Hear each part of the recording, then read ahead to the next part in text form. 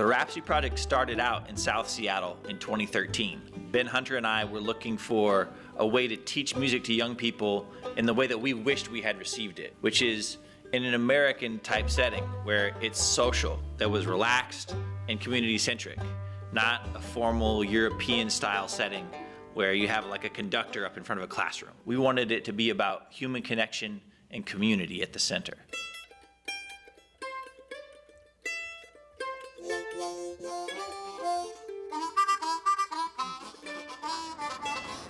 For me, a lot of the purpose of music is playing music with your community. It's creating art with the people that you like spending time with.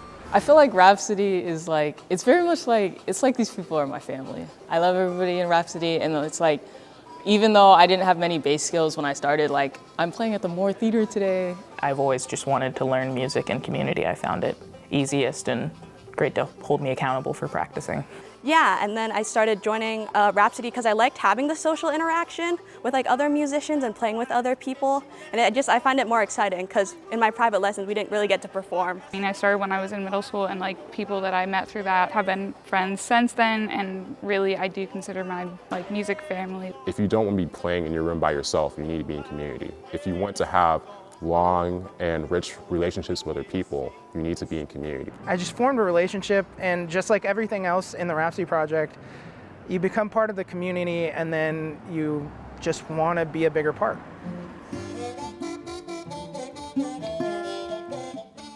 I think where we're really strong is the way in which we give young people really brave spaces to express themselves, and that we have instruments available for someone who can't afford them. They can come to our space at King Street Station, which is an accessible point taking mass transit from any direction around our city. I try to hang out at King Street as much as possible. I love it there. And our space is so beautiful. It's so nice. There's so many instruments, there's so many things to look at, so much to do, and you know, it's just a really nice space. Every time you step in there, it's just very inviting. It's nice. In just a couple weeks in January, we're going to be in 6 different places in January with in-school and in-community programs. And this is the most schools and places that we've ever been in one time. The Songsters is going to have a lot of debut performances for youth who haven't been on a stage before.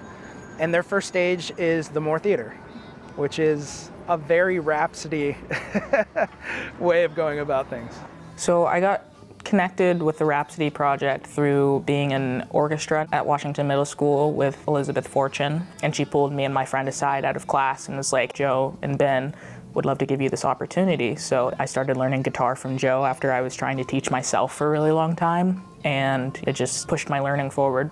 My high school, Summit Sierra, didn't have like an orchestra, but we did have this thing called expeditions. And actually Rhapsody Project has like a class there. It's called Music and Heritage. But I didn't have like time after school, or like all the places were really far, or they had like thousands of dollars of tuition that I just couldn't pay. But I just wanted to continue, keep doing music. I went to Washington Middle School, and there was an after-school program where Ben and Joe were just teaching. At that point, I had never really sung outside of just like around my house. So that was also a really important thing, that through Rhapsody I was able to really step into performance as a vocalist in jazz and blues. Anybody has the eligibility to become a songster. It's mostly just about consistency and like feeling driven. Even if you don't have experience in playing an instrument, like they'll teach you like, even if you've never held a guitar before. Everyone should be able to access musical experiences. You can get to King Street Station and you can check out a stringed instrument and play it and learn to play it with us. Where we're strong on accessibility is that point of access and recognizing and celebrating the culture of each participant.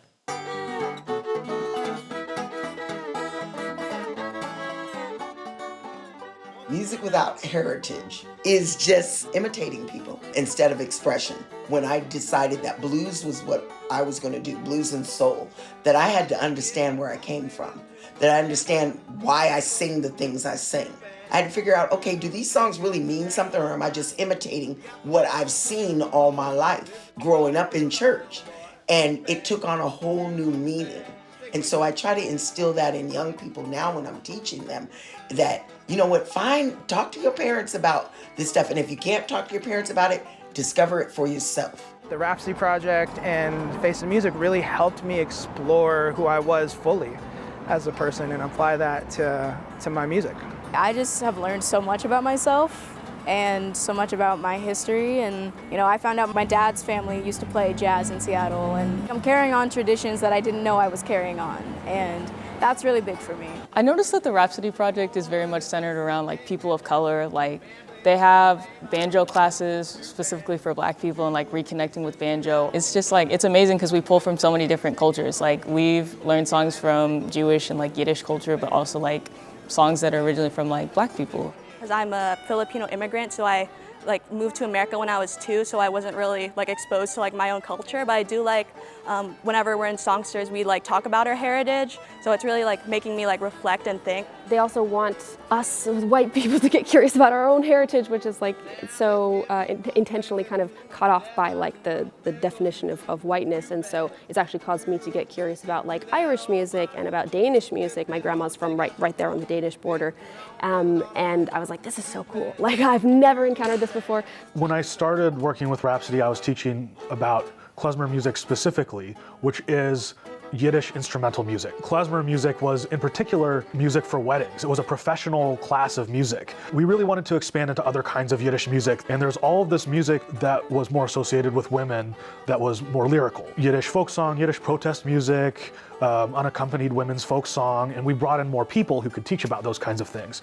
Find out where you come from and find out something about why things are the way they are in your life. There's a reason for everything. People have to find their purpose, because you don't want to be just an imitation of somebody else. I don't want to imitate somebody else's life or imitate somebody else's heritage because I don't have my own, or I haven't discovered how to figure out what's important to me and why.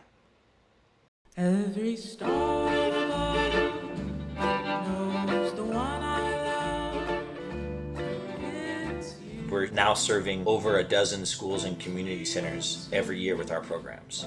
We have gone through such an exciting transition and period of growth, and now we're working to stabilize that growth and become mature as a community institution that can serve our county and create a model that other communities can replicate. So we are not yet fully grown, but we have gone through some of the hardest growing pains as an organization to arrive at where we are, and we're really proud of where we've arrived at and excited for what the future holds.